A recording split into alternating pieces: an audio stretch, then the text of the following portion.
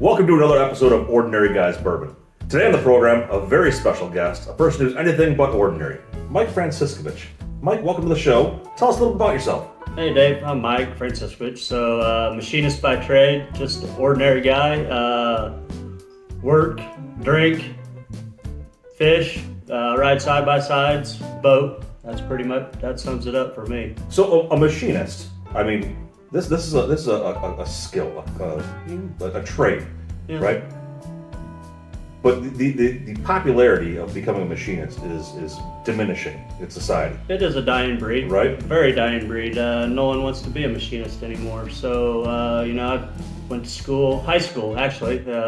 Me and my whole team. Really? Brad, Eddie, No kidding. Dave Brewer, my team lead. All high school buddies. Really? Same machine shop class. So you had like a Bridgeport, a lathe, some of Yeah. that, and you learned the tolerances and print reading and some of that? So blueprint reading, machines, lathe, mill. Our class was the very first class that sold frozen pizzas, and we got a little tabletop CNC. Was that the Little Caesars pizza kits? No, it was Mr. Z's pizza is what it was. That's an Illinois thing. That's right? an Illinois yeah, thing, You can buy those at like Kroger. And right? Wisconsin. Okay, Yeah, okay. Wisconsin thing too. So, but we sold sold pizzas and bought a CNC. Really? Little tabletop mill. Yeah. So does the school still have that program?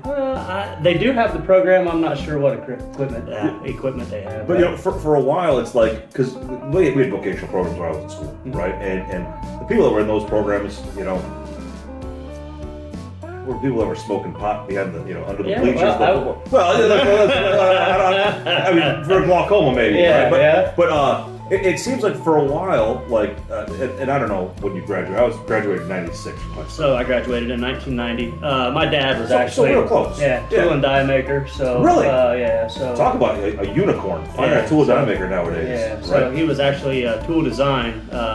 Had a drafting board and drafted all Really? the blueprints and so Really? designed all the stuff for Caterpillar. So. But for a while, like the vocational programs, I don't know if it was budget cuts, but like schools stopped having those programs. Yeah, they did. And it's interesting. You look at now. You're trying to find people that have that skill set, because it's not something you just learn. No. Right? You can't learn on your couch, right? No, you can't. But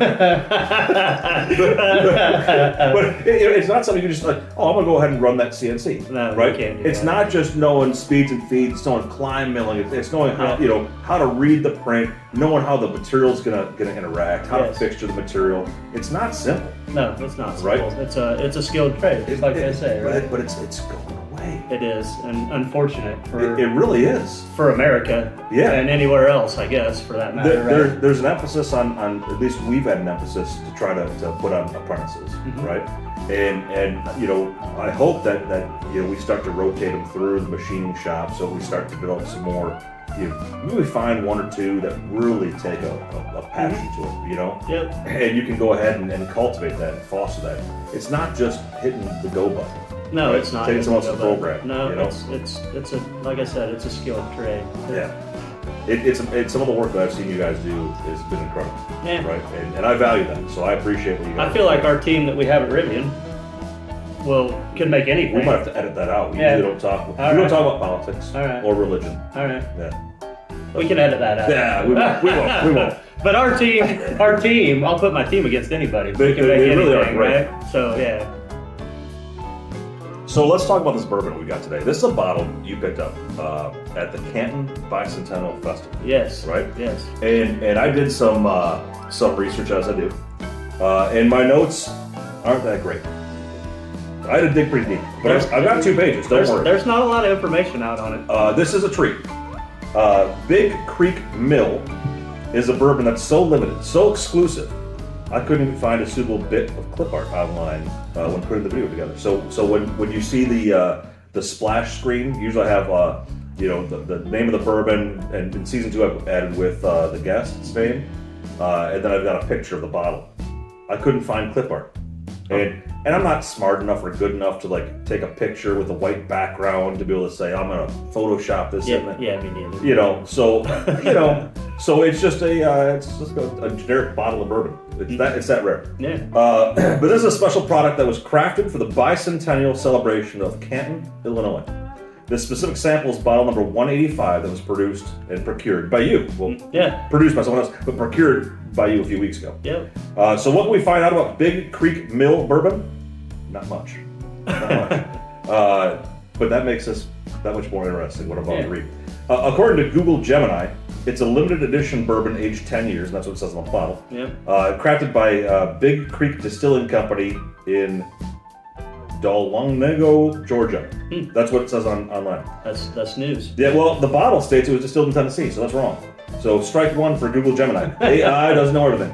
The bottle also states that it was bottled in, by the Western Kentucky Distilling Company in Beaver Dam, Kentucky. The Western Kentucky Distilling Company, which is a really fascinating story about that distillery and that business. It doesn't have operations in Tennessee either, right? So Google Gemini also states that only 100 bottles of this bourbon will be available. 200 is what they said, right? Well, we've got bottle 185. Yeah. Right? So what we do know, this was made for the Bicentennial celebration in Canton, Illinois. Yeah. And we also, this is 110 proof, 107 proof? 107 proof. 107 proof.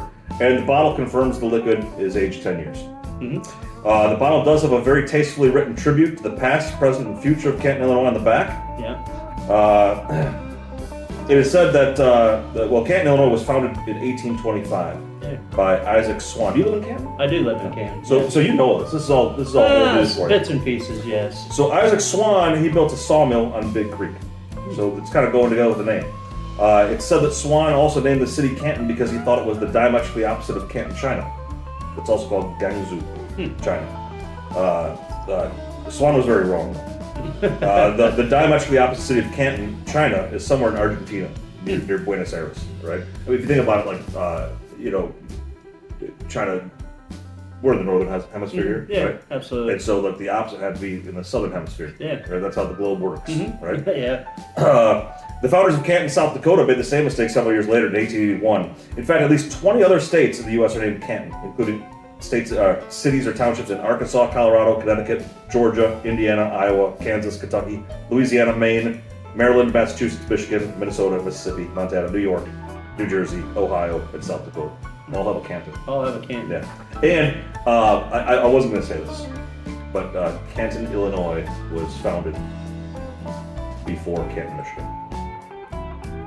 It's unclear if all those states were wrong with their geographic assumptions. Famous from Canton, as you know, is P&O Plow Works, named for William Parlin and Ulysses Orendorff, which was later purchased by International Harvester in 1919. They also purchased Chattanooga Plow to grow their agricultural business. Hey, have you heard the country western song International Harvester? I have not heard it. It's by Craig Morgan. I have not. Here's some lyrics for it.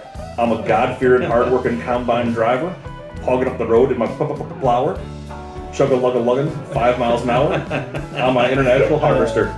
Nice. That's lyrical gold. Here's another Google Gemini AI mistake.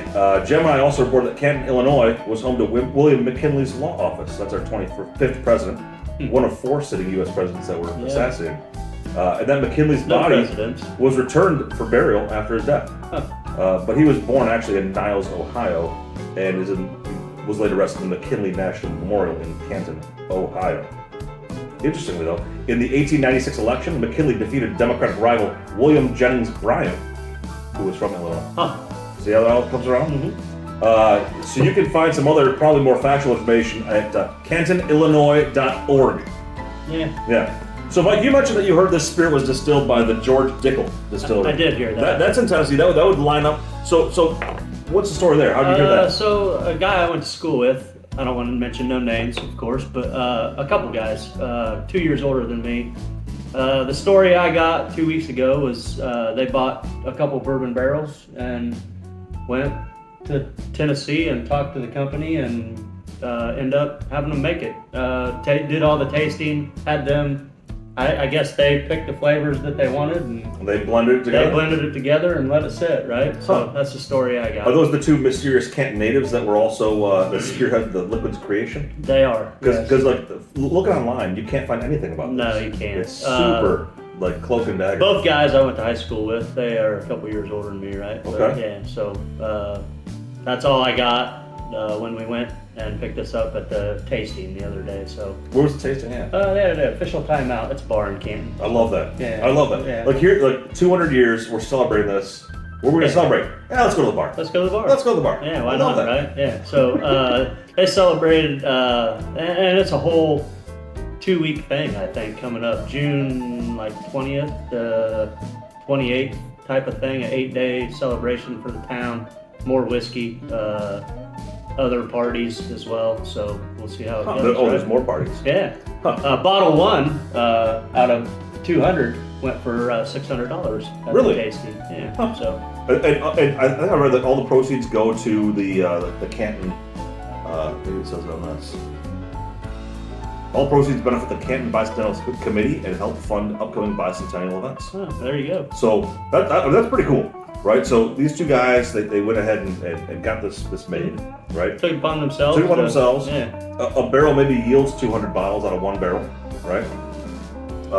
Yeah, I wasn't sure there. Obviously, they've got their own interest in that purchase, right? So maybe give me that back, maybe not. I don't know how they're doing things. Yeah, I don't know. But either way, I'm not gonna make a profit off this. No. They're gonna give it all to the society. Doing it for the city, That's right? right. The bottle's really cool, and I don't know if the camera can pick this up. It won't be on the clip art, but like you can see like I assume it's like Main Street in Canton, Main Street, right down there. 200 years ago. I don't know if you guys can see that like that or not. Who knows?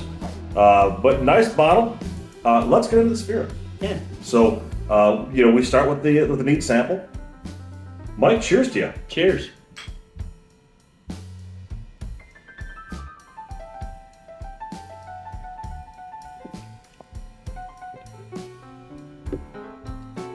I'll say, 100. Is it 107? 107 proof. 110 proof. 110 proof. This one's 110. That's It lets you know it. It lets you know it's 110. But not as much as you think. I mean, sometimes you get a sample that's like, like barrel proof, just 120, 125, 130, and I mean it's almost like you're drinking fire. Yeah. I didn't get that. so much I didn't from this. I didn't get fire. It's not rough. I mean, well, let's go to the scoring. Let's do this. So, the first score, you got your official Ordinary Guys Bourbon tasting ballot right there. I do. The first category is heritage. Maximum score is 20 here, right? And a lot of times when we talk about heritage, we talk about the heritage of the liquid that's inside the bottle, right? The heritage of the distilling company, right? The founder, whatever. I'll start things off. I mean, this doesn't have, the liquid doesn't have a tremendous amount of heritage. Yeah, not a lot of heritage there, right? But I do like, the whole point of this liquid is to celebrate the heritage of a city. Canton, Illinois, right? Yeah, right? So, our scoring system isn't perfect, and we're ordinary guys. Who cares? Yeah. Right? We can score however we want. Yeah, absolutely. To me, out of a maximum score of 20, I'm not going to put this on the same lineage as a company that's been distilling the same liquid for 200 years. Absolutely. Right? But I'm going to certainly respect that it's been crafted and created for the 200-year celebration of Canton. Yeah. I'm going to give this a 9. 9? Yeah. What do you think? I'm going to go a little higher. I'm going to give it a 12, just because I'm a Canton guy, I guess. Yeah? Yeah.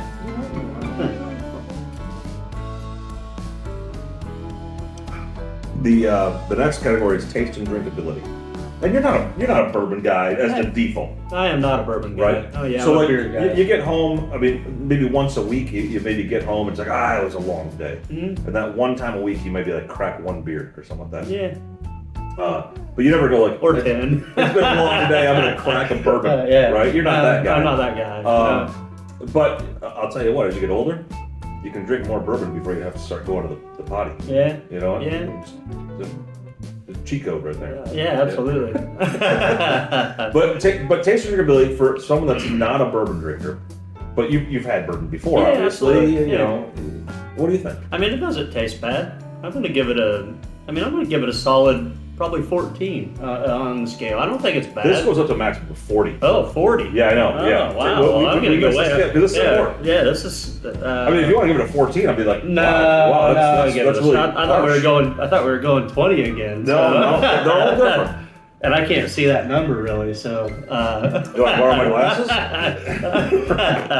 I'm gonna give it a 30 then, or 35 even. 35? 35, yeah. I'm right with you there. I really think the taste is very, very good. It's very, very smooth. Yeah. Right. Despite being 110 or 107, Yeah. it's up for Yeah. debate. I'm gonna go with a 33. just because I like to make my math harder to figure out. Affordability. Now this is the difficult one. Maximum here is 30. Okay, and this was 120.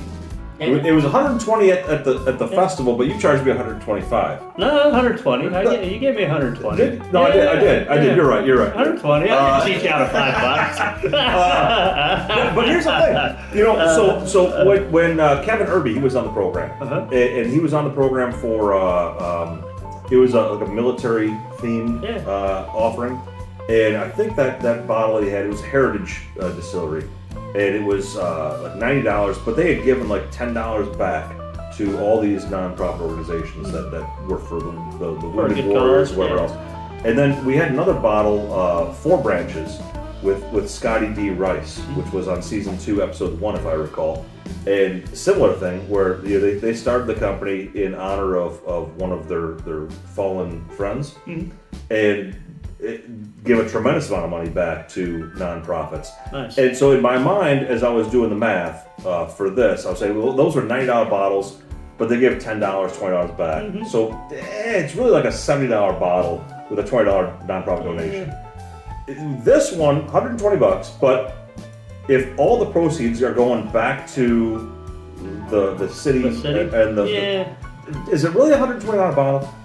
I don't think so. You're buying the bottle, but you're really buying into them being able to fund the festival and events and the celebration of the city. And did they get anything? I mean, did they get their cut back? I don't know, right? So I don't know the whole story, I guess. So, but I'm going to say affordability, a little steep with the $120 price tag, maybe. But you're giving back to the city. Yeah, absolutely. You know, so I give it a 23. Yeah. Oh, you're trying to get your math beat. That's machinist math. I'll give you a 23. I'll give you a 23. And that's a generous score. I think I'm gonna go with a 20 on this. Right. And again, a lot of people will look at this and say it's a $120 bottle. Right. $120. You could buy. You can buy some Four Roses or something like that. Four Roses, like, depending on what kind, $40, $60, right? Yeah. I mean, there's a lot of offerings that are below this price. But if you're paying for what you put in the city, you're paying for the city, right? So, or a good cause, I guess, if you will, right? And it's our scoring system. Yeah. You're paying for the celebration. You're paying for the celebration. That's it. Last category is design. So design is awful category. We're talking about the design of the bottle, the stopper, the whole, what we've got in front of us here. Like, would you want this on your shelf? And you just did that. You were showing us pictures of some of the work you're doing on your. Is this a bottle you'd want to have? I have one on my shelf. Oh, there you go. I do. So I mean, I don't think it's a bad looking bottle. It's got the town in the back of the label on the back. You can't really see, but. No, I really like that. Though. I mean, there's some bottle like Breckenridge has that with like the map of Colorado. I'm gonna give it a 9 out of that. I'm gonna go high. That's a generous score. I'm gonna go high. Yeah, and I think a 9 is. I mean, I'm high as well. It's a little steep, but whatever. I'm gonna go with an 8. I'm gonna go with an 8. I think. So, what do you have as your overall score? I got 69. 69. I got 69. So I've got a 70. So I think for season 2 so far, that's a great round number. This might be the closest we've had on season 2 so far. 69. Because we had a couple. I think they're way off the wall, right? A lot of big spread. That's all we've got for the episode. Mike, I appreciate you coming on the show. I appreciate you procuring this bottle and be able to share with us a little bit of history of your city, Canton, Illinois. Until next time, from Ordinary Guys Bourbon, cheers. Cheers.